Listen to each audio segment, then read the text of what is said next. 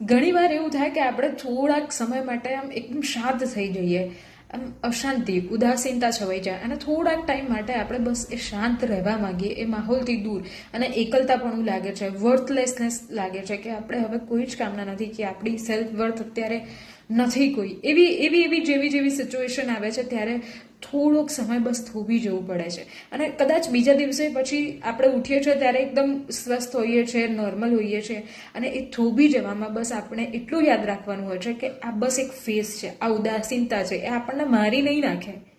જીવથી મારી નહીં નાખે, બસ આવી છે, આપણામાંથી પસાર થઈ જશે